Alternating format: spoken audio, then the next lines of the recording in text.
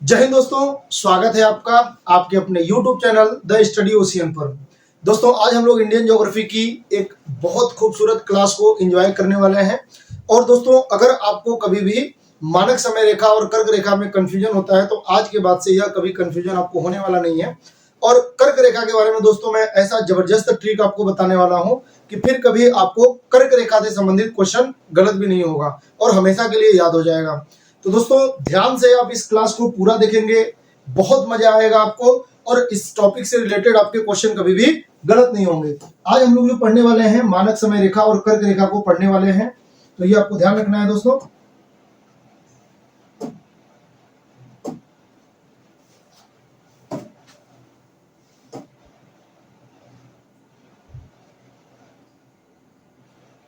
ठीक है,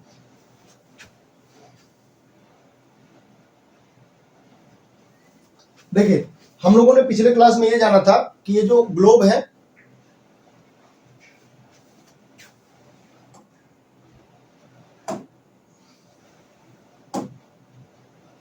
हम लोगों ने दोस्तों पिछले क्लास में ये जाना था कि जो हमारी अर्थ है, ये मान लीजिए हमारा अर्थ हो गया, हमारा अर्थ, और इसके बिल्कुल मिड से यहाँ मध्य से एक रेखा होकर के गुजरती है जिसको हम लोग क्या कहते हैं, 0 डिग्री अक्षांश रेखा कहते हैं। क्या कहते हैं? 0 डिग्री अक्षांश रेखा।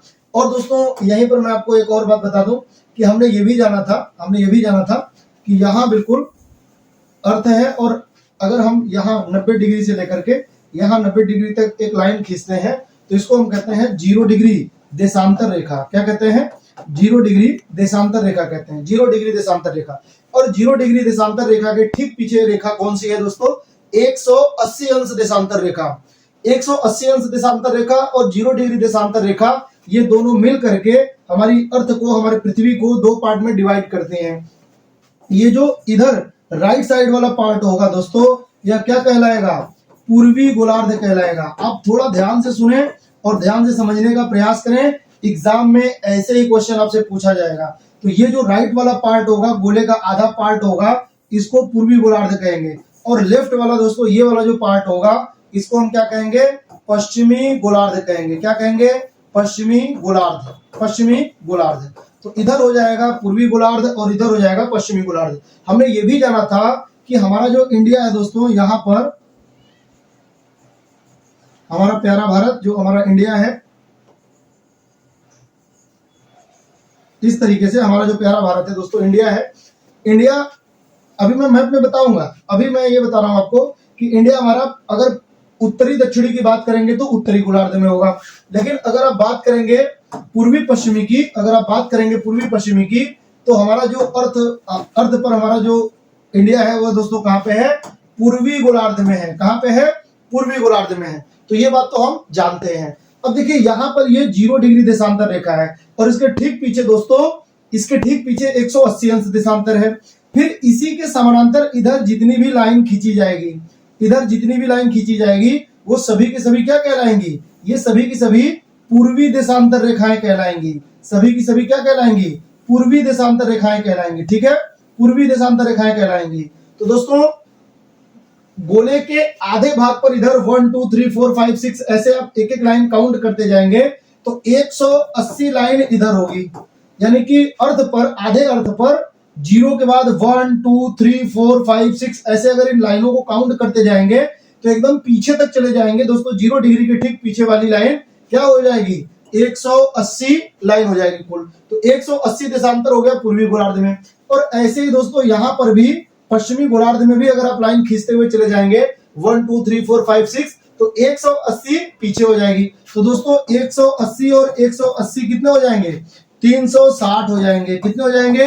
360 देशांतर हो जाएंगे। लेकिन आपको यहाँ पर ध्यान रखना है कि इस अर्थ पर, इस ग्लोब पर सभी नंबर की दोस्तों दो रेखाएं हैं। जैसे एक अंश की रेखा पूर्वी देशांतर होगा और एक अंश की रेखा दोस्तों पश्चिमी देशांतर होगा। तो एक एक अंश की दो लाइनें होंगी, हर नंबर की दो लाइनें होंगी, एक पूर्वी और एक पश्चिमी। ये बात समझ में आया? लेकिन इस गोले पर, इस अर्थ पे दोस्तों जो 0 डिग्री है वो एक ही लाइन है जो 0 डिग्री है। और ऐसे ही 180 अंश जो लाइन है, जो इधर से और इधर से काउंट करने पर आती है दोस्तों, वह भी एक ही लाइन है। यानी 180 नंबर की जो देशांतर रेखा है वह केवल और केवल एक ही है। तो आपने 180 को तो 2 बार काउंट कर लिया, क्योंकि 1 2 3 4 5 6 ऐसे करके 180 इधर और 1 2 3 4 5 ऐसे करके 180 इधर, तो 360 हो गए, 360 हो गए। लेकिन आपने 180 को 2 बार काउंट कर लिया, और जब आपने 180 को 2 बार काउंट कर लिया तो कितने हो जाएंगे? 359। लेकिन अभी ठहरिए ध्यान से, आप समझिए यहाँ पे कि आपने जीरो वाली लाइन को तो काउंट ही नहीं किया। जीरो वाली जो लाइन है हमारी, जो देशांतर रेखा है, इसको आपने काउंट नहीं किया, तो इसलिए टोटल देशांतर रेखाएं कितनी हो जाएंगी? फिर से 360 हो जाएंगी दोस्तों, 360। तो अगर कभी आपसे पूछा जाए ग्लोब पर कुल कितनी देशांतर रेखाएं हैं, तो 360 देशांतर रेखाएं हैं।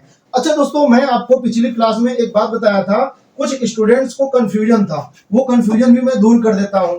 वो कंफ्यूजन क्या था कि दोस्तों, कुछ दोस्तों को ये कंफ्यूजन हुआ जब मैंने आपको ये बताया कि इस ग्लोब पर टोटल अक्षांश रेखाओं की संख्या कितनी है। टोटल अक्षांश रेखाओं की संख्या कितनी है? मैंने आपको बताया था कि एक 0 डिग्री यहाँ पर है, 1 2 3 4 5 6 ऐसे काउंट करते हुए चले जाएंगे तो 89 और लास्ट में हो जाएगा 90, और ऐसे ही 1 2 3 4 इधर काउंट करते हुए चले जाएंगे, यहाँ पर भी हो जाएगा 79 और लास्ट में हो जाएगा 89 और यहाँ पे हो जाएगा 90। यहाँ पे क्या हो जाएगा? 90। यहाँ पर हो जाएगा 90।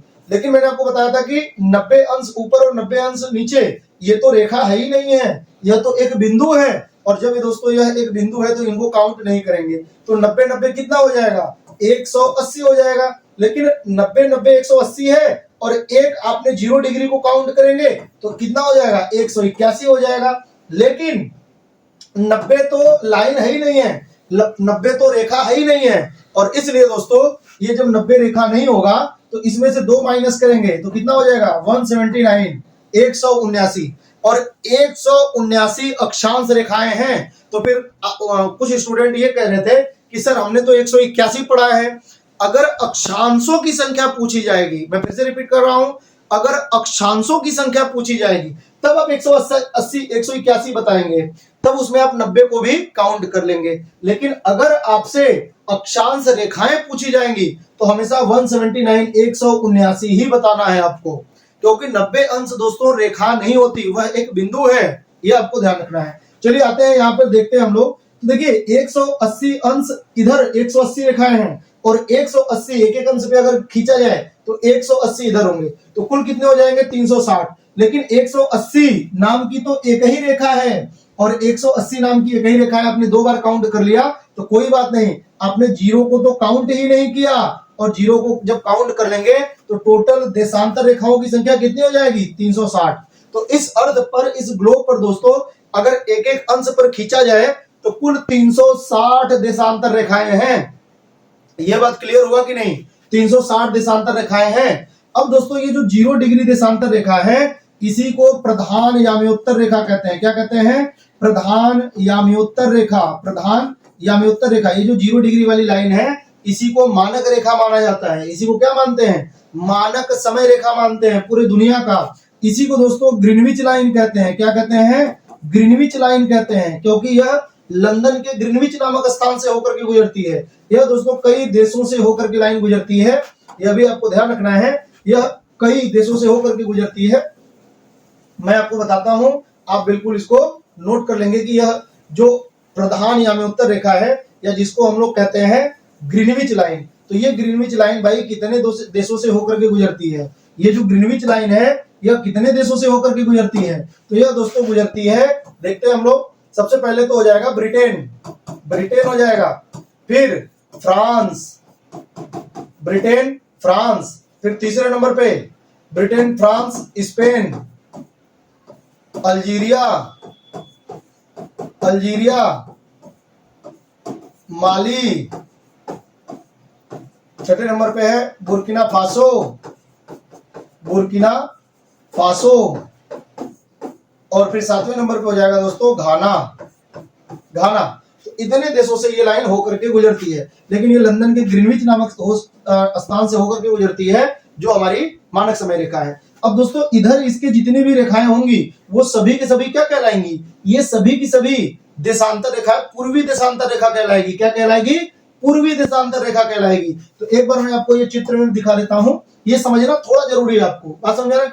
तो देखिए ये हमारा ग्लोब है दोस्तों,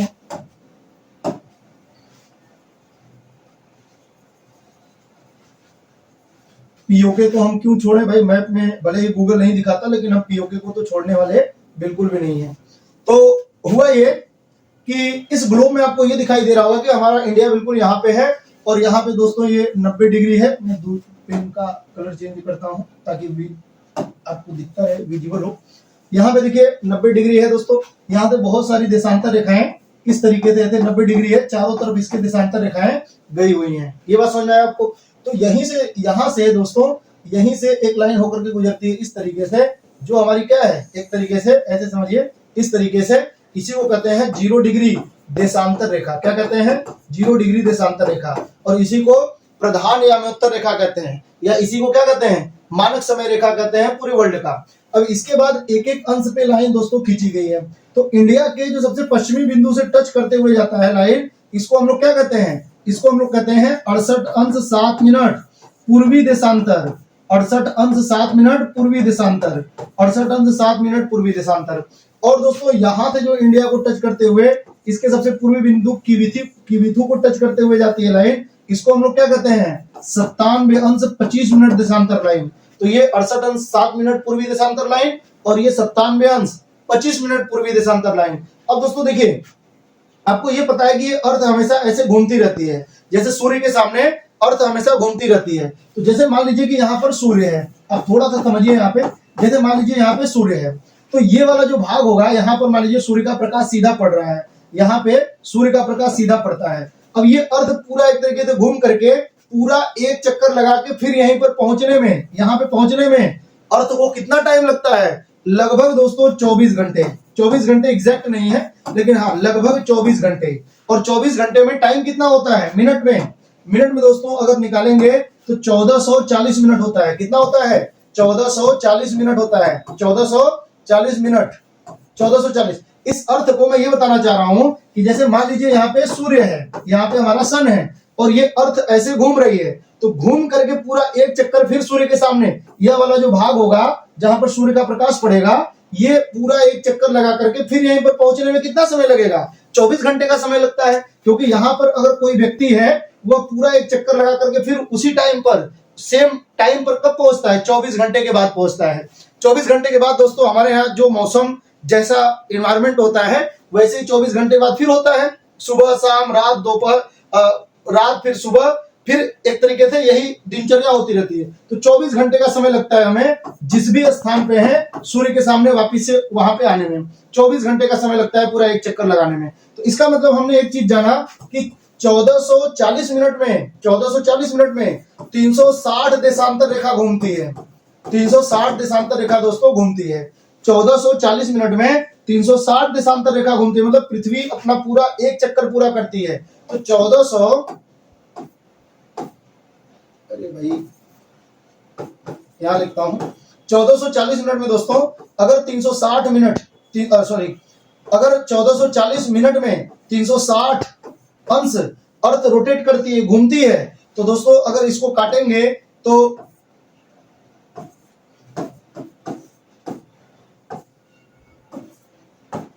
दोस्तों क्या होगा कि एक अंश घूमने में 4 मिनट का समय लगेगा। अब इसको काट करके देखना, 1440 को 360 से काट करके देखना, तो एक अंश घूमने में 4 मिनट का समय लगेगा। मतलब एक कोई लाइन है देशांतर रेखा, दूसरी देशांतर रेखा तक सूर्य का प्रकाश पड़ने पर इसको 4 मिनट का समय लगता है। और दोस्तों हमारा जो इंडिया है, वह अभी मान लीजिए इंडिया के इस वाले भाग पर सूर्य का प्रकाश सीधा पड़ा, तो अर्थ इस तरीके से घूम रही है कि सूर्य का सीधा प्रकाश यहां पड़ने पर कितना समय लगेगा।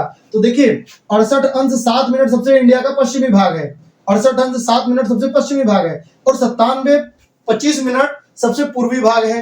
तो जब यहां पर सूर्य का प्रकाश पड़ेगा तो कितनी देर बाद यहां पर सूर्य का प्रकाश पड़ेगा, तो इन दोनों में कितने देशांतर का अंतर है, कितने देशांतर का अंतर है, इन दोनों में कितने देशांतर का अंतर है दोस्तों, लगभग 30 देशांतर का अंतर है। कितने देशांतर का अंतर है, 300 लगभग, भाई कहां गया यार,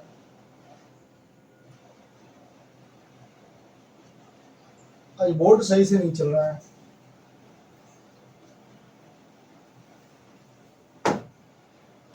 तो दोस्तों एक ये इस वाले मान लीजिए ये देशांतर रेखा है, यहाँ पर सूर्य का जो प्रकाश पड़ा तो अर्थ घूम करके ये वाला पोजीशन यहाँ पे कब पहुंचेगा, तो इनमें 30 देशांतर की दूरी है, 97 अंश 25 मिनट और 68 अंश 7 मिनट, सबसे पश्चिमी सबसे पूर्वी, तो लगभग इन दोनों के बीच में लगभग मोटा मोटी दोस्तों 30 देशांतर का अंतर है, 30 देशांतर का अंतर है। और हमने ये जाना था कि 1440 मिनट लगता है, कितना 360 देशांतर घूमने में, तो इसका मतलब 4 मिनट लगता है, 4 मिनट लगता है एक देशांतर घूमने में, एक देशांतर घूमने में। तो अगर 30 देशांतर का अंतर होगा तो 30 गुणे कितना हो जाएगा 4 और बराबर दोस्तों 120 मिनट आ जाएगा। मतलब कि यहां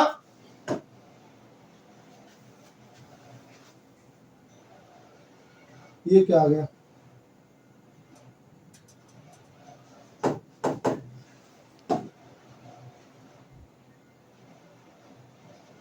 करिए दीजिए इसको।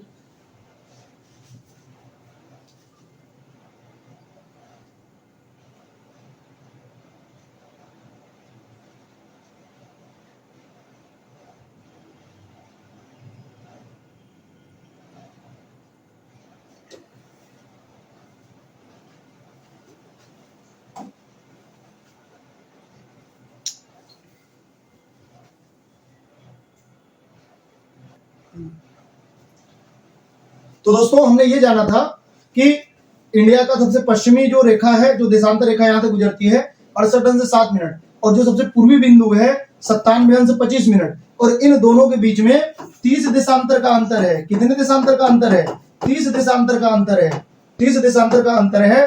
हमें पता है कि 1440 मिनट लगता है, 1440 मिनट लगता है 360 देशांतर पार करने में, मतलब यहां से घूम करके फिर यहीं पर पहुंचने में 360 देशांतर घूमती है पृथ्वी, तब कितने समय लगाती है, 1440 मिनट का समय लगता है। तो दोस्तों हम ये जानते हैं कि 4 मिनट का समय लगेगा जब अर्थ हमारी एक देशांतर घूमेगी, एक देशांतर घूमने में 4 मिनट का समय लगेगा। और यहां पर तो 30 देशांतर का दूरी है, अगर सूर्य का प्रकाश यहां पर सीधी पड़ती है और फिर इस रेखा को यहां पहुंचना है, यानी कि सूर्य की सीधी प्रकाश यहां पर कब पड़ेगी, तो दोस्तों यह 30 गुणे कितना हो जाएगा 4, क्योंकि एक देशांतर घूमने में 4 मिनट का समय लगता है। तो 30 देशांतर घूमने में कितने का समय लगेगा, क्योंकि 30 देशांतर का अंतर है, तो 30 देशांतर को घूमने में जो समय लगेगा वह 120 मिनट लगेगा, 120 मिनट लगेगा। नहीं समझ में आया? देखिए सूर्य का प्रकाश अगर यहां पर सीधी पड़ती है, अर्थ इस हिसाब से ऐसे घूम रही है, अर्थ इस तरीके से घूम रही है कि यह वाला पोजीशन यहां पहुंचने में कितना समय लगेगा, तो एक देशांतर घूमने में अर्थ का जो घुमाव है, जो स्पीड है, एक देशांतर घूमने में 4 मिनट का समय लगाती है अर्थ, एक देशांतर घूमने में 4 मिनट का समय लगता है। तो अगर 30 देशांतर की दूरी है, 30 देशांतर की, तो जो समय यहां पर होगा वही समय यहां पर कब होगा, वह दोस्तों 120 मिनट के बाद होगा, क्योंकि 30 देशांतर की दूरी है। तो 30 देशांतर की दूरी है तो 30 गुणे 4 हो जाएगा, क्योंकि एक देशांतर घूमने में 4 मिनट का समय लगता है, तो यह हो जाएगा 120 मिनट। और इसीलिए दोस्तों यहां पर जो हमारा अरुणाचल प्रदेश है, यहां पर जो हमारा अरुणाचल प्रदेश है, अरुणाचल प्रदेश, यहां पर दोस्तों जो हमारा अरुणाचल प्रदेश है और यहां पर जो सबसे पश्चिमी राज्य है गुजरात, इन दोनों के मध्य 2 घंटे का अंतर होता है। जब सूर्य का प्रकाश यहां पर उदित होता है, जब यहां पर पहले सुबह होता है अरुणाचल प्रदेश में, तो इसके 120 मिनट बाद यानी कि 2 घंटे बाद गुजरात में सुबह होता है। यानी कि अरुणाचल प्रदेश और गुजरात के मध्य 2 घंटे का अंतर होता है, 2 घंटे का अंतर होता है। बात समझ रहे हैं? अरुणाचल, और इसका नाम ही अरुणाचल प्रदेश क्यों है, क्योंकि यहाँ पे जो सूर्य का प्रकाश है वो सबसे पहले पड़ता है, यानी सबसे पहले सुबह और सबसे पहले शाम अरुणाचल प्रदेश में होगा और सबसे लेट में सुबह और सबसे लेट में शाम गुजरात में होगा। गुजरात का समय पीछे चलता है, अरुणाचल प्रदेश का आगे। क्यों? क्योंकि अर्थ इस तरीके से ऐसे रोटेट करती है, पश्चिम से पूर्व की ओर, पश्चिम से पूर्व की ओर ऐसे घूमती रहती है, पश्चिम से पूर्व की ओर, और इसीलिए सूर्य का प्रकाश सबसे पहले किधर पड़ेगा, इस वाले क्षेत्र में पड़ेगा, यहाँ पर। ये घूमते हुए सबसे पहले सूर्य का प्रकाश दोस्तों यहाँ पर अरुणाचल प्रदेश में पड़ने वाला है, फिर यह और घूमते हुए यह वाला पोजीशन जब यहाँ पर आने वाला है तो इसको 2 घंटे का समय लगेगा, क्योंकि एक देशांतर की जो समय है, दूरी है, जो समय है, वह 4 मिनट का अंतर लेता है। तो इसलिए यहाँ वाला समय, यह वाला जो स्थान है, यहाँ पहुंचने में 2 घंटे का समय लिया जाएगा। ये बात समझ में आया आपको। और इसीलिए अरुणाचल प्रदेश और गुजरात के मध्य 2 घंटे का अंतर है। तो सोच करके देखिए दोस्तों कि अगर 2 घंटे का अंतर है तो इसको कैसे यहां पता चला कि भाई जैसे कोई ऑफिशियल वर्क होता है, ऑफिशियल वर्क है, अब पता चला कि यहां पर कोई काम स्टार्ट हो गया अरुणाचल प्रदेश में, क्योंकि लोग पहले ही सो करके उठ गए हैं, तो यहां पर यहाँ की घड़ी तो फास्ट आगे रहेगी। अगर आपने घड़ी 1 कर दिया तो कुछ राहत हो जाएगी, नहीं तो यहाँ का समय हमेशा आगे चलता रहेगा, गुजरात वाले हमेशा पीछे रहेंगे। तो इनके समय को बिल्कुल एक जैसा करने के लिए यहाँ जो बीच से एक लाइन गुजरती है, इसी को हमने मानक समय रेखा मान लिया। इसी को हमने क्या कर लिया? मानक समय रेखा मान लिया। मानक समय रेखा मान लिया। मानक समय रेखा मान लिया। और यह दोस्तों जो मानक समय रेखा है ये कितना है? 82.5 अंश पूर्वी है। हमारा जो मानक समय रेखा है वो 82.5 अंश पूर्वी है। 82.5 अंश पूर्वी क्यों है? क्योंकि ये जो 82.5 है ये 68 अंश 7 मिनट और 97 अंश 25 मिनट के बीच में है, लगभग बीच में है। और बीच में होने की वजह से दोस्तों इसको हम लोगों ने मानक समय मान लिया अपनी सुविधा के लिए। बात समझ आ रहा है? देखिए यहां से 68 अंश 7 मिनट, यहां से 97 अंश 25 मिनट, और दोनों के मध्य 2 घंटे का अंतर है। तो हमने क्या किया, यहां से एक रेखा गुजरती है जो कि 82.5 अंश है, इसको हमने मानक समय रेखा मान लिया, जो कि 68 अंश 7 मिनट और 97 अंश 25 मिनट पूर्वी देशांतर के मध्य में है, यानी इंडिया के लगभग मध्य से होकर के गुजरती है यह देशांतर रेखा। अब सर ये बात बताइए कि 82.5 ही क्यों, 80 क्यों नहीं, 85 क्यों नहीं, सीधा सीधा ले लेते, बस 82 ही कर देते। 82.5 क्यों, 82.5 क्यों? तो दोस्तों ध्यान रखना आप एक बात को, और इस बात को हमेशा ध्यान रखेंगे कि जब भी किसी देश का मानक समय रेखा होता है तो वह 7.5 के गुणक में होता है, 7.5 के गुणांक में होता है। जब भी किसी भी देश का मानक समय रेखा होगा तो वह 7.5 के गुणांक में होगा। ये 82.5 7.5 के गुणांक में है। सर एक बात बताइए, अगर कोई देश बहुत छोटा है और वहां से 7.5 के गुणांक का रेखा गुजरता ही नहीं, तब क्या होगा? तो वो पड़ोसी के देश का मानक समय रेखा मानेगा। लेकिन 7.5 के दुनिया के जितने भी देश हैं सब के सब 7.5 के गुणांक वाले। सर 7.5 ही क्यों? क्योंकि दोस्तों हमने अभी जाना था एक देशांतर 4 मिनट को प्रदर्शित करता है, तो 7.5 जो होगा वह आधे घंटे को प्रदर्शित करेगा, आधे घंटे को प्रदर्शित करेगा। बात समझ आ रहा है? क्योंकि 7.5 का अगर गुणा 4 में करेंगे तो 7.5 दूना के 15 और 15 दूना के 30, मतलब इसमें अगर 4 का गुणा करेंगे तो 30 मिनट का अंतर आएगा। तो ज्यादा से ज्यादा किसी एक मानक समय का किसी दूसरे मानक समय के बीच में आधे घंटे का अंतर हो, ये ना पता चले कि किसी का मिनट में है, किसी का कुछ है, किसी का कुछ है, तो हमेशा समय आधे घंटे में हो जाए, आधे घंटे के गुणांक में हो जाए, और इसीलिए 7.5 के गुणांक में मानक समय को माना जाता है। एक बात मैं आपको और बताता हूं जो किसी किताब में नहीं मिलेगा, इंडिया का और श्रीलंका का मानक समय रेखा एक ही है। तो ये कभी आपसे पूछ ले कि किस देश का मानक समय रेखा भारत के मानक समय रेखा के बराबर है, तो दोस्तों इंडिया का मानक समय रेखा 82.5 अंश है, श्रीलंका का भी मानक समय रेखा 82.5 अंश है। दोनों का ही मानक समय रेखा कितना है? 82.5 अंश है, और 82.5 अंश पूर्वी देशांतर, पूर्वी देशांतर। अच्छा ये 82.5 किसके सापेक्ष है? तो ये दोस्तों ये जो 0 डिग्री वाली लाइन है, 0 डिग्री देशांतर रेखा है, जिसको विश्व का मानक समय रेखा माना गया है, जिसको आधार लाइन माना गया है, इसके हम पूरब में हैं। तो इस लाइन से 82.5 अंश वाली जो पूर्वी देशांतर रेखा है यह हमारी मानक समय रेखा है। तो जब ये सर 82.5 अंश पूर्वी देशांतर है तो विश्व के मानक समय रेखा में और हमारे मानक समय रेखा में कितने का अंतर है? तो जब यहाँ पर दोस्तों, जब यहाँ पे मान लीजिए 12 बज रहा हो, जब यहाँ पर इस वाली लाइन पर जो 0 डिग्री देशांतर रेखा है अगर उस पर 12 बज रहा होगा तो हमारे यहाँ कितना बज रहा होगा? तो आप मुझे एक बात बताइए, सूर्य के सापेक्ष अर्थ तो ऐसे घूम रही है, तो सबसे पहले हमारे यहाँ सूर्य का प्रकाश पड़ेगा या सबसे पहले 0 डिग्री देशांतर पर? तो हमारे यहाँ सूर्य का प्रकाश पड़ेगा। देखिए हमारे यहाँ सूर्य का प्रकाश पहले पड़ेगा और इस तरीके से घूम रही है अर्थ, तो हमारे यहाँ पहले पड़ेगा और हमारे बाद जाकर के यहाँ पर पड़ेगा। तो एक बात तो तय होगा कि हमारा समय हमेशा आगे चलेगा। हमारा समय क्या होगा? हमेशा 0 डिग्री देशांतर रेखा के यानी कि विश्व के मानक समय रेखा से हमारे देश का मानक समय रेखा हमेशा आगे होगा। तो कितना आगे होगा?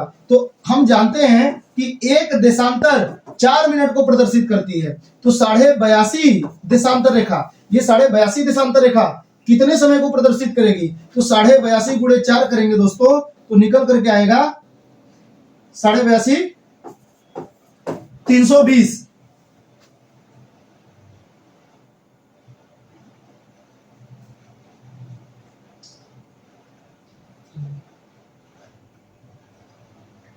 हाँ ठीक है, तो ये 320 आएगा। ठीक है, इसका मतलब ये है कि 5.5 घंटे, 5.5 घंटे का जो समय होगा वो हमेशा आगे होगा। और ध्यान रखना है 5.5 घंटे का केवल अंतर नहीं याद रखना है, 5.5 घंटे आगे होगा हमारा समय। क्या होगा? आगे, क्योंकि हम पूरब में हैं, क्योंकि हम क्या हैं? पूरब में हैं। ठीक है, हम आगे हैं। ये दोस्तों कैलकुलेशन आप 330 कर लीजिए, 330 हो जाएगा, 330। ठीक है, 330 5.5 घंटे का समय हमारा आगे होगा। ठीक है, 5.5 घंटे का समय हमारा आगे होगा और इनका समय 5.5 घंटे पीछे होगा। जो समय हमारे यहाँ जिस पोजीशन पे हमारे यहाँ सूर्य का प्रकाश पड़ा है, यह रेखा यहाँ पहुंचने में 5.5 घंटे का समय लगाएगी, इस अर्थ की जो स्पीड है। इसलिए हमारा मानक समय रेखा विश्व के मानक समय रेखा से 5.5 घंटे आगे है। इसका मतलब हमारी घड़ी विश्व के घड़ी से 5.5 घंटे, विश्व का जो मानक समय रेखा है इससे 5.5 घंटे का आगे है। ये बात समझ में आपको? तो ये आपको ध्यान रखना है। एक बार क्वेश्चन पूछा हुआ था यूपीएससी में कि अगर भारत में 82.5 अंश पूर्वी देशांतर मानक समय रेखा नहीं होता तो कौन सा रेखा मानक समय रेखा होता? कौन सा? तो दोस्तों जाहिर सी बात है, जो 68 अंश 7 मिनट 97 अंश 25 मिनट के बीच में रेखा होगा, ये पहली शर्त है, क्योंकि हम अपने देश का मानक समय रेखा मानेंगे। लेकिन एक दूसरी शर्त क्या है? जो 7.5 के गुणांक में हो। तो 7.5 के गुणांक में दोस्तों या तो हो जाता 75, या तो हो जाता 75 और या तो हो जाता 90, या तो हो जाता 75 अंश पूर्वी देशांतर और या तो हो जाता 90 अंश पूर्वी देशांतर। तो खैर ये सभी की सभी रेखाएं 7.5 के गुणांक में, जो भी 7.5 के गुणांक में आएंगी वो सभी हम मानक समय रेखा मान सकते हैं। और अभी हमारा जो मानक समय रेखा है वो 82.5 अंश पूर्वी देशांतर है। ये बात समझ में आया आपको? जो 5.5 घंटे आगे है। ये बात समझ में आया आपको? ठीक है, अब ये सवाल है कि ये जो देशांतर रेखा है सर, ये जो 82.5 अंश देशांतर रेखा है, यह भारत के कितने राज्यों से होकर के गुजरती है? तो यह दोस्तों 5 राज्यों से होकर के गुजरती है। 5 राज्य कौन कौन से हैं आप बिल्कुल नोट करेंगे। सबसे पहले तो दोस्तों उत्तर प्रदेश, कौन सा राज्य होगा? उत्तर प्रदेश। दूसरे नंबर पे मध्य प्रदेश, तीसरे नंबर पे छत्तीसगढ़, और चौथे नंबर पे होगा दोस्तों ओडिशा कर लीजिए, ओडिशा। और जो दोस्तों 5वां नंबर होगा वो होगा आंध्र प्रदेश का। तो उत्तर प्रदेश, मध्य प्रदेश, छत्तीसगढ़, ओडिशा और आंध्र प्रदेश, ये 5 राज्य हैं जहां से ये मानक समय रेखा हमारी होकर के गुजरती है। यह मानक समय रेखा दोस्तों, जो इसका केंद्र बनाया गया है, मानक समय रेखा का जो मानक बिंदु बनाया गया है वह इलाहाबाद का नैनी, इलाहाबाद में, क्योंकि ये इलाहाबाद से होकर के गुजरती है। इलाहाबाद कहें या प्रयागराज कहें, इलाहाबाद, कभी कभी आज भी एग्जाम में कभी कभी इलाहाबाद लिख करके आता है, इलाहाबाद या प्रयागराज आप दोनों ही कह सकते हैं का नैनी।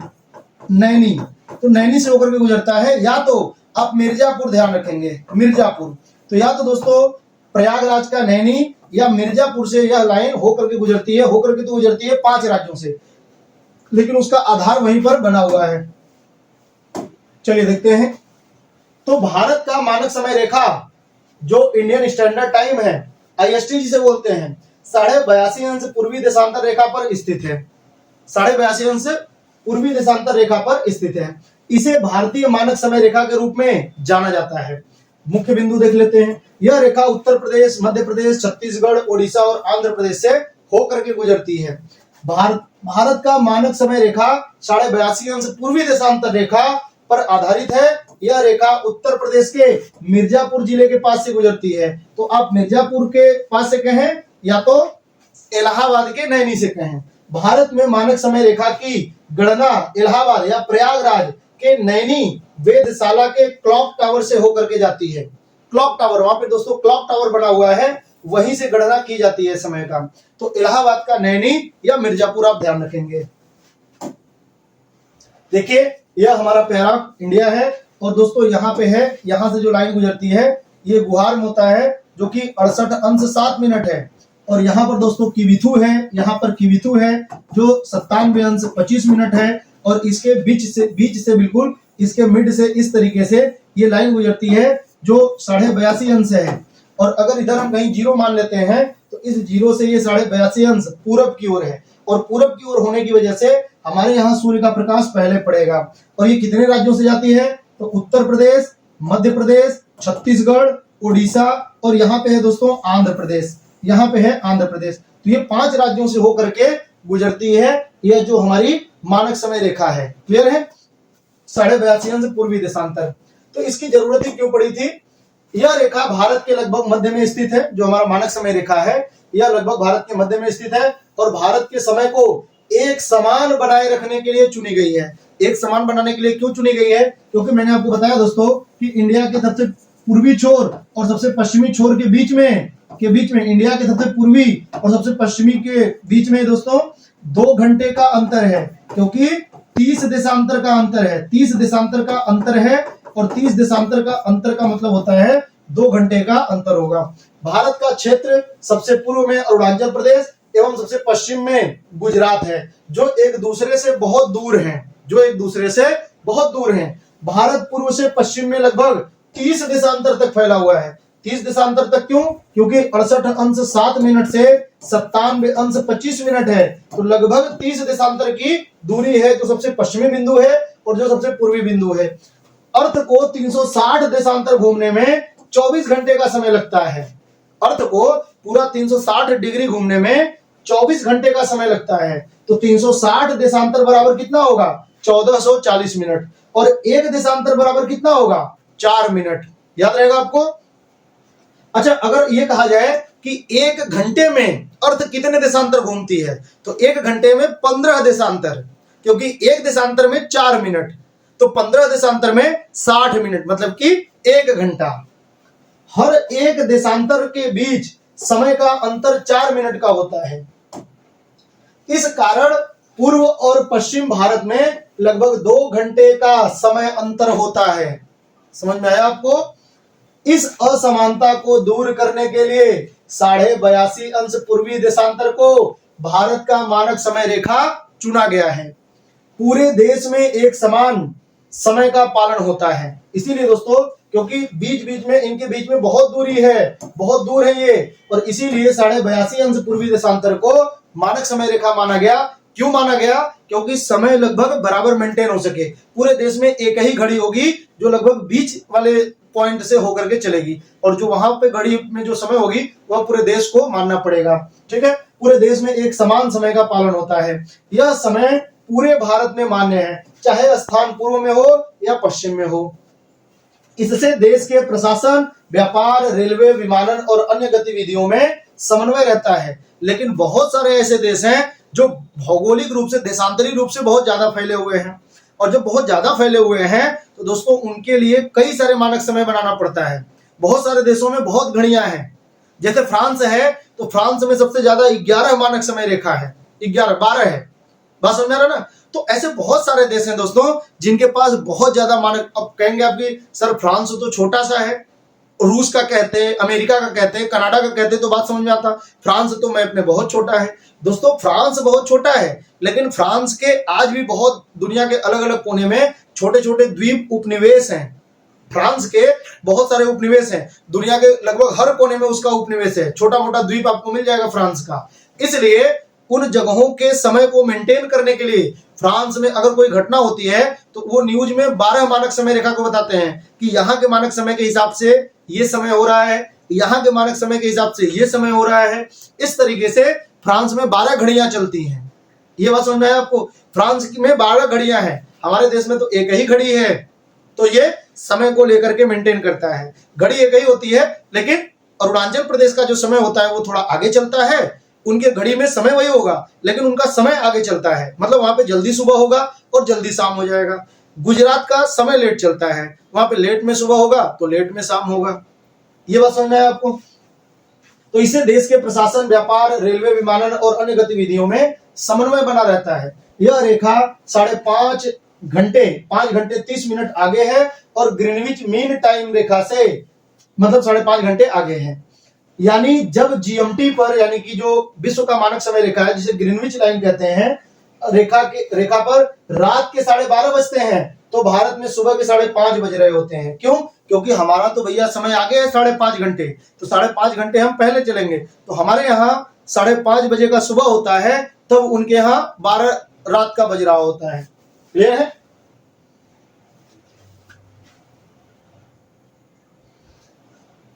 (360 देशांतर घूमने में 24 घंटे का समय लगता है। 360 देशांतर बराबर 1440 मिनट, एक देशांतर बराबर 4 मिनट। हर एक देशांतर के बीच का समय का अंतर कितना होता है? 4 मिनट का होता है। इस कारण पूर्व और पश्चिम भारत में लगभग 2 घंटे का समय अंतर होता है। इस असमानता को दूर करने के लिए 82.5 अंश पूर्वी देशांतर को भारत का मानक समय रेखा माना गया है। पूरे देश में एक समान समय का पालन होता है। यह समय पूरे देश में भारत में मान्य है, चाहे पूर्व हो या पश्चिम में। इससे देश के प्रशासन, व्यापार, रेलवे, विमानन और अन्य गतिविधियों में समन्वय बना होता है।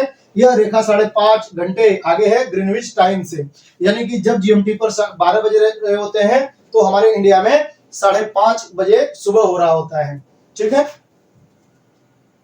अब समय क्षेत्र देख लेते हैं। भारत पूरे देश में एक ही समय जोन का पालन करता है, जबकि कुछ बड़े देशों में कई समय जोन होते हैं, कई समय क्षेत्र होते हैं। अमेरिका में 9 टाइम जोन है, जबकि रूस में 11 है। लेकिन अगर कभी पूछे सबसे ज्यादा किसके पास है, तो दोस्तों सबसे ज्यादा जो होगा, सबसे ज्यादा जो टाइम जोन होगा, सबसे ज्यादा जो टाइम जोन होगा वो किसके पास होगा? फ्रांस के पास। कितने टाइम जोन है? 12। फ्रांस के पास 12 टाइम जोन है। क्लियर है? फ्रांस में 12 समय, अच्छा यहाँ पे लिखा हुआ फ्रांस में 12 समय जोन है, जो दुनिया में सबसे ज्यादा क्षेत्रों वाला देश है। फ्रांस का देश आप देखेंगे, उसका क्षेत्रफल देखेंगे तो बहुत छोटू सा देश है, लेकिन उसके उपनिवेश दुनिया के हर कोने में है, यानी कि उसके गुलाम देश, छोटे छोटे द्वीप दुनिया के हर क्षेत्र में है। और इसलिए उसको कई सारी घड़ियां चलाना पड़ता है कि भाई वहां के हिसाब से घड़ी में ये टाइम है, वहां के हिसाब से, क्योंकि अर्थ आपको पता है घूम रहा है और सूर्य के प्रकाश वाले सामने के जो हिस्सा होगा उसमें हमेशा उजाला होगा और पीछे वाला हमेशा अंधेरे में रहेगा, और अर्थ घूम रही है, इसीलिए तो दिन और रात होता है। जहां पर सूर्य का प्रकाश पड़ेगा वह क्षेत्र आधा भाग उजाले में रहेगा और अर्थ के पीछे वाले भाग में अंधेरा होगा। जैसे भाई मैंने आपको बताया था, ये अर्थ है, ये अर्थ है, तो ये अर्थ ऐसे अगर घूम रही है, इस तरीके से अर्थ घूम रही है, तो इसके सामने वाले भाग पर जब सूर्य का प्रकाश पड़ेगा तो ये हमेशा उजाले में होगा, और पीछे वाला भाग जो होगा दोस्तों, एक मिनट देखिए, यहां से जब सूर्य का प्रकाश पड़ेगा तो ये हमेशा उजाले में होगा और पीछे वाला भाग हमेशा अंधेरे में होगा। तो इस तरीके से अर्थ घूम रही है, तो जो सामने वाला भाग होगा वो उजाले में होगा, तो हर कोई उजाला अंधेरा करता रहेगा। इसीलिए तो हमारे यहाँ दिन और रात होते हैं, उजाला और अंधेरा होता रहता है, क्योंकि अर्थ घूमती रहती है। ये बात समझ आया? ठीक है, तो इसलिए हर क्षेत्र में अलग अलग टाइम होता है। तो फ्रांस को कुल 12 टाइम जोन बनाना पड़ा, क्योंकि घड़ी सेम नहीं हो सकती, क्योंकि उसके हर क्षेत्र में उपनिवेश है। अब देख लेते हैं हम लोग कर्क रेखा के बारे में। दोस्तों कर्क रेखा का तो भैया अपना महत्व है। कर्क रेखा का अपना महत्व क्यों है? ये देखिए अर्थ है, ध्यान से सुनना, आपको बहुत मजा आएगा ये कॉन्सेप्ट। देखिए यहाँ पर 0 डिग्री देशांतर रेखा है, अक्षांश रेखा है, 0 डिग्री अक्षांश रेखा है, और इसको हम लोग क्या कहते हैं? विषुवत रेखा कहते हैं। क्या कहते हैं? विषुवत रेखा कहते हैं। विषुवत रेखा, विषुवत रेखा। इसी को दोस्तों भूमध्य रेखा भी कहते हैं। इसी को क्या कहते हैं? भूमध्य रेखा भी कहते हैं, जो 0 डिग्री देशांतर रेखा है। अब जो मैं बता रहा हूं ये सुनना ध्यान से, कि आपको ये पता होगा कि हमारी जो अर्थ है वह 23.5 अंश झुकाव है, यानी अर्थ बिल्कुल सीधी नहीं है, बल्कि क्या है, सूर्य के सापेक्ष थोड़ी सी वो झुकी हुई है। और कितना? 23.5 अंश झुकी हुई है। और इसलिए दोस्तों 23.5 अंश रेखा का थोड़ा सा महत्व बढ़ जाता है। 23.5 अंश रेखा जो है इसका महत्व बढ़ जाएगा। इस साल भर इस वाले हिस्से में, साल भर दोस्तों इस वाले हिस्से में, यहाँ पर जो ये वाला हिस्सा है, यहाँ पर सूर्य का प्रकाश हमेशा इसी क्षेत्र में लंबवत पड़ती है, यानी कि सीधी पड़ती है। यानी यहाँ पर सबसे ज्यादा गर्मी होती है। जो 23.5 अंश उत्तरी अक्षांश रेखा है और जो 23.5 अंश दक्षिणी अक्षांश रेखा है। सूर्य का प्रकाश लंबवत साल भर इन्हीं के बीच में कहीं न कहीं पड़ रहा होता है, चाहे तो यहाँ पड़े, यहाँ पड़े, यहाँ पड़े, यहाँ पड़े। इसी तरीके से लंबवत, सूर्य की लंबवत किरणें कर्क रेखा से लेकर के मकर रेखा तक। अच्छा, इन रेखाओं का नाम क्या है? तो दोस्तों ऊपर, अरे भाई दोस्तों ऊपर वाली लाइन का नाम है कर्क रेखा। क्या नाम है? कर्क रेखा। और नीचे वाली लाइन का नाम होगा मकर रेखा। नीचे वाली लाइन का नाम क्या होगा? मकर रेखा। ठीक है, कर्क रेखा और मकर रेखा। और बीच वाली लाइन को मैंने आपको बताया कि या तो 0 डिग्री अक्षांश रेखा, या विषुवत रेखा, या भूमध्य रेखा। अब मामला ये है, मामला क्या है कि सूर्य की लंबवत किरण साल भर इसी में पड़ती है, इसलिए सबसे ज्यादा गर्मी इसी क्षेत्र में होती है। जब सबसे ज्यादा गर्मी होगी तो दोस्तों इस क्षेत्र को क्या कहते हैं? उष्ण कटिबंध कहते हैं। क्या कहते हैं?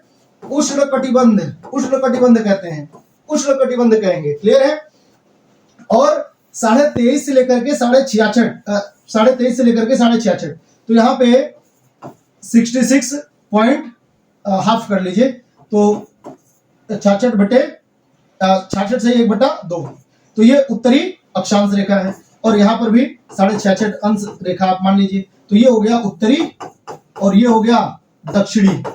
अब इनके बीच में दोस्तों यह वाला जो क्षेत्र होगा, यह वाला जो क्षेत्र होगा ना, ये कहलाता है शीतोष्ण।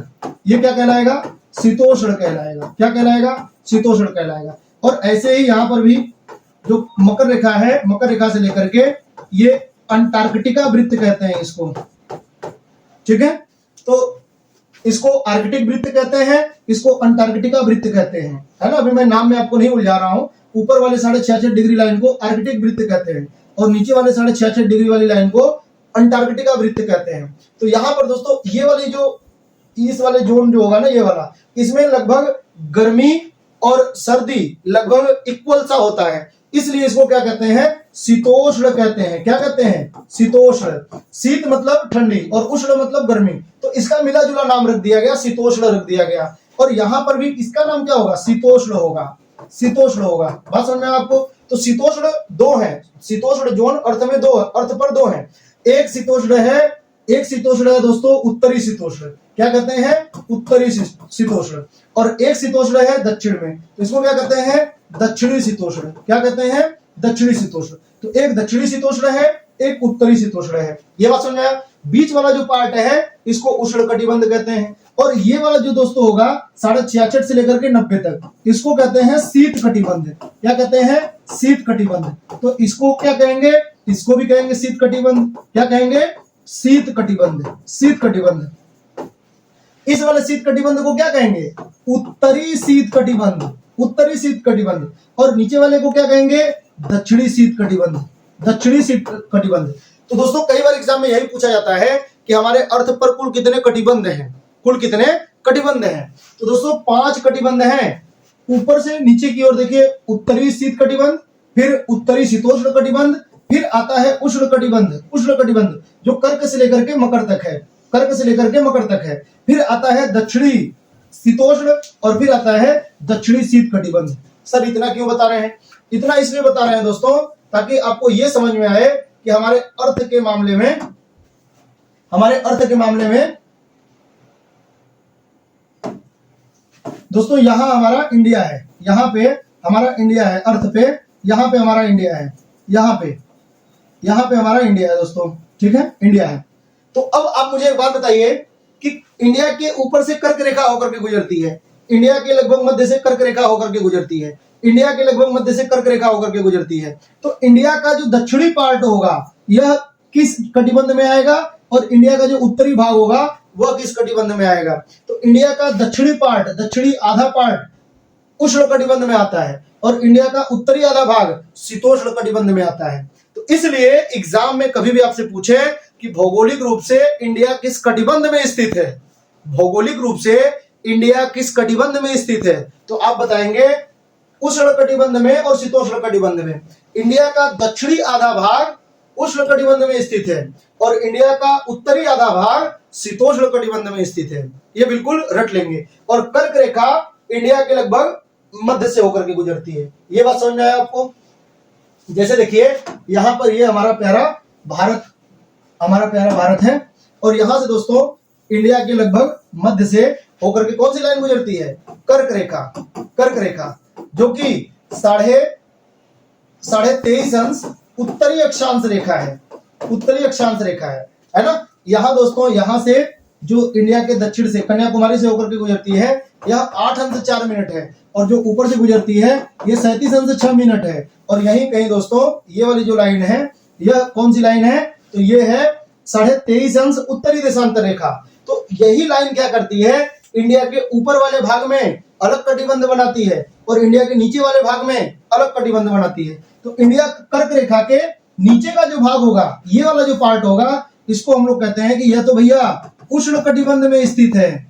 यह कहाँ स्थित है? अर्थ पर उष्ण कटिबंध में आता है। और इंडिया का यह वाला जो भाग होगा, यह शीतोष्ण कटिबंध में स्थित है। यह शीतोष्ण कटिबंध में स्थित है। तो कर्क रेखा का महत्व क्या है? कर्क रेखा का महत्व यह है कि इंडिया को ये दो कटिबंधों में बांटती है। कर्क रेखा तक ही सूर्य की लंबवत किरण पड़ती है, यानी इस वाले एरिया में दोस्तों गर्मी बहुत भयंकर पड़ता है, क्योंकि सूर्य की किरण हमेशा यहाँ पर पड़ती है, तो यहाँ पर गर्मी बहुत भयंकर होती है और इसलिए इसको उष्ण कटिबंध वाला हिस्सा कहते हैं। और इस वाले हिस्से में दोस्तों गर्मी ठंडी दोनों होती है और इसलिए इसको शीतोष्ण कटिबंध कहते हैं। लेकिन कौन सा शीतोष्ण? उत्तरी शीतोष्ण। कौन सा शीतोष्ण होगा? उत्तरी शीतोष्ण होगा। बिल्कुल आप याद रखेंगे, कभी नहीं भूलेंगे। क्लियर है? तो चलिए अब कर्क रेखा के बारे में देखते हैं। कर्क रेखा यह भारत के मध्य से होकर के गुजरती है और देश को लगभग दो बराबर भागों में बांटती है। यह 8 राज्यों से होकर के गुजरती है। तो पश्चिम से पूर्व की ओर 8 राज्यों से यह होकर के गुजरती है। गुजरात, राजस्थान, मध्य प्रदेश, छत्तीसगढ़, झारखंड, झारखंड के बाद है पश्चिम बंगाल, पश्चिम बंगाल के बाद है त्रिपुरा और त्रिपुरा के बाद है मिजोरम। तो ये 8 राज्य हैं दोस्तों, गुजरात, राजस्थान, मध्य प्रदेश, छत्तीसगढ़, झारखंड, पश्चिम बंगाल, त्रिपुरा और मिजोरम। अब यहाँ पर एक चीज आपको ध्यान रखना है, जैसे देखिए यहाँ पर है ये लाइन दोस्तों 8 राज्यों से होकर के जाती है। गुजरात, यहाँ पे है राजस्थान, ये थोड़ा ऊपर है गुजरात, ये मैप बिल्कुल स्पष्ट नहीं है। गुजरात, फिर राजस्थान, मध्य प्रदेश, छत्तीसगढ़, झारखंड, पश्चिम बंगाल, यहाँ पे है त्रिपुरा और यहाँ पे है मिजोरम। इस तरीके से दोस्तों ये 8 राज्य हैं। लेकिन मैं आपको बताऊं कि ये पूछा जाता है कि कर्क रेखा की सर्वाधिक लंबाई किस राज्य में है? तो कर्क रेखा की जो सर्वाधिक लंबाई होगी वो होगी मध्य प्रदेश में। कर्क रेखा की सर्वाधिक लंबाई मध्य प्रदेश में। कर्क रेखा की सबसे कम लंबाई राजस्थान में। न्यूनतम लंबाई तो न्यूनतम लंबाई कहां पे होगा? राजस्थान में। कर्क रेखा की अधिकतम लंबाई मध्य प्रदेश में। कर्क रेखा की न्यूनतम लंबाई राजस्थान में। ठीक है? और वह स्थान जहां पे कर्क रेखा और जो 82.5 अंश पूर्वी देशांतर रेखा है, जिसको हम लोग भारत का मानक समय रेखा कहते हैं, इंडियन स्टैंडर्ड टाइम कहते हैं, और इधर है कर्क रेखा, ये दोनों एक दूसरे को कहां पर काटते हैं? तो ये दोनों दोस्तों एक दूसरे को छत्तीसगढ़ में काटते हैं। छत्तीसगढ़ में सूरजपुर है, वहां पर ये एक दूसरे को काटते हैं। तो राज्य आपसे पूछा जाएगा छत्तीसगढ़, आप ध्यान रखेंगे छत्तीसगढ़ स्टेट में ये लाइन कर्क रेखा और मानक समय रेखा एक दूसरे को काटते हैं। ठीक है दोस्तों, कुछ ऐसे शहर हैं जो कर्क रेखा पर ही स्थित हैं, जैसे कि भोपाल, जैसे कि जबलपुर, जैसे कि दोस्तों रांची। ये 3 शहर सबसे करीब हैं। ये 3 शहर क्या हैं? सबसे करीब हैं। ठीक है, ये 3 शहर सबसे करीब हैं, ये आपको ध्यान रखना है। इसके अलावा गांधीनगर भी है, गांधीनगर।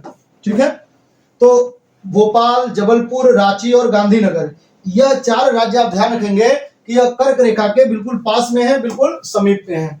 भूमध्य रेखा भारत से नहीं गुजरती है, लेकिन इसके करीब स्थित देश जैसे कि इंडोनेशिया और मालदीव के पास से गुजरती है। जैसे आप जानते हैं कि यह ग्लोब है, अर्थ के बिल्कुल मध्य से भूमध्य रेखा होकर के गुजरती है। और हमारा जो इंडिया है यह उत्तरी गोलार्ध में स्थित है। तो यह जो भूमध्य रेखा है दोस्तों, यह इंडिया के काफी करीब है, लेकिन इंडिया से तो होकर के नहीं गुजरती है। तो वही कह रहा है कि यह भारत से नहीं गुजरती है, लेकिन इसके करीब देश जैसे कि इंडोनेशिया और मालदीव के पास से होकर के गुजरती है। भूमध्य रेखा से भारत का दक्षिणी बिंदु 876 किलोमीटर दूर है। भारत का जो सबसे दक्षिणी बिंदु है ग्रेट निकोबार, जिसे आप लोग इंदिरा पॉइंट कहते हैं, नोट करेंगे, ग्रेट निकोबार, जहां पर इंदिरा पॉइंट स्थित है, वहां से भूमध्य रेखा की जो दूरी होगी वह 876 किलोमीटर होगी। बिल्कुल आप नोट करके इसको रखेंगे और याद भी कर लेंगे। क्लियर है? तो दोस्तों उम्मीद करता हूं आज का क्लास आपको समझ में आया होगा, आपने इस क्लास को एंजॉय किया होगा और आपके सारे डाउट दूर हो गए होंगे। सर आपने तो कहा था कि आप ट्रिक बताएंगे ताकि हमें कर्क रेखा वाले राज्य याद हो जाएं। तो दोस्तों एक बहुत ही बेहतरीन ट्रिक है, इसको आप चाहें तो बिल्कुल याद कर लें, याद कर लेंगे। मित्र पर, जैसे ये काफी फेमस है स्टूडेंट्स के बीच में, मार्केट में यह ट्रिक काफी फेमस है, अगर आप पुराने होंगे तो जरूर जानते होंगे। मित्र पर गमछा झार, मित्र पर गमछा झार, ये एक सहायक के रूप में है, लेकिन आप चाहें तो वैसे भी याद कर सकते हैं। अगर मैप में याद करें तो ज्यादा बेटर है। सबसे पहले गुजरात, फिर राजस्थान, उसके बाद फिर मध्य प्रदेश, मध्य प्रदेश के बाद छत्तीसगढ़, छत्तीसगढ़ के बाद झारखंड, झारखंड के बाद पश्चिम बंगाल, पश्चिम बंगाल के बाद त्रिपुरा, और त्रिपुरा के बाद मिजोरम। तो इस तरीके से 8 राज्य अगर मैप से याद करें, दिमाग में दोस्तों बिल्कुल मैप हो। और अगर आप मेरे साथ पढ़ रहे हैं तो मैप अभी तो शुरुआत है, ये अभी आप देखते जाइए, आगे दोस्तों आपको इतना मजा आने वाला है कि ज्योग्राफी आप पढ़ाने लायक हो जाएंगे, ये मेरा दावा है। और मैं दावा केवल ज्योग्राफी में ही करता हूं। ज्योग्राफी अगर आप एक बार पूरा पढ़ लिए तो आपको बिल्कुल मजा आ जाएगा। अभी दोस्तों कुछ निजी कारणों की वजह से क्लास रेगुलर नहीं हो पा रही है ना, तो इस चीज के लिए मैं आपसे खेद प्रकट करता हूं, क्योंकि हमारे पास एक तो टेक्निकल टीम नहीं है। जो मटेरियल होगा वो मैं बनाऊंगा। एक मेरे साथी हैं, तो वो मतलब उनका अपना भी काम होता है, वो भी हमेशा फ्री नहीं होते, हाँ हेल्प बहुत करते हैं। नहीं तो दोस्तों सारी चीजें मुझे सेट करनी होती है, मुझे ऑफलाइन भी क्लास लेना होता है, वहां के भी मटेरियल बनाने होते हैं, इसलिए मैं रेगुलर नहीं हो पाता। लेकिन फिर भी मैं पूरी कोशिश करता हूं कि अब ज्योग्राफी को कंटिन्यू किया जाए, ठीक है।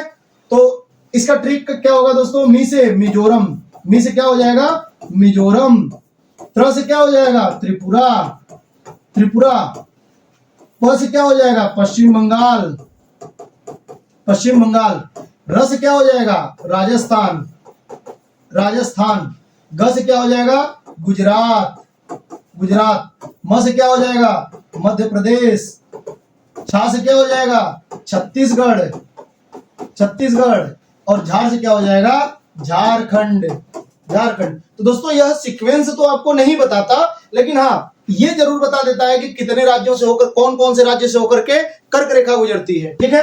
एक मिजोरम, त्रिपुरा, पश्चिम बंगाल, तो 3 हो गए, 4, 5, 6, 7 और 8 राज्य हो गए हमारे। तो इस तरीके से आप याद कर लेंगे इसको बिल्कुल, ठीक है। तो चलिए दोस्तों इस ट्रिक को बिल्कुल आप याद कर लेंगे और अब आपको दिक्कत नहीं होने वाली है। उम्मीद करता हूं आपको क्लास पसंद आया होगा। अगर दोस्तों क्लास अच्छा लगा तो चैनल को बिना सब्सक्राइब किए ना जाएं, और दोस्तों इस क्लास को अपने दोस्तों के साथ शेयर करें, वीडियो को लाइक करें। अगर आप वीडियो को लाइक करते हैं तो वह एल्गोरिदम यूट्यूब का बढ़िया बनता है, ऐसा मैंने सुना है, और वो दूसरे को भी सजेस्ट करता है। तो ऐसे क्या होता है, हम लोग थोड़े और भी ज्यादा मोटिवेट होते हैं, ठीक है। और इसके अलावा दोस्तों अगर आपको यह क्लास अच्छा नहीं लगा, अगर कोई कमी दिखी, तो आप कमेंट करके हमारी कमियों को भी जरूर बताएं, ये आपकी जिम्मेदारी है। तो मिलते हैं हम लोग नेक्स्ट क्लास में, तब तक के लिए नमस्कार, जय हिंद, जय भारत।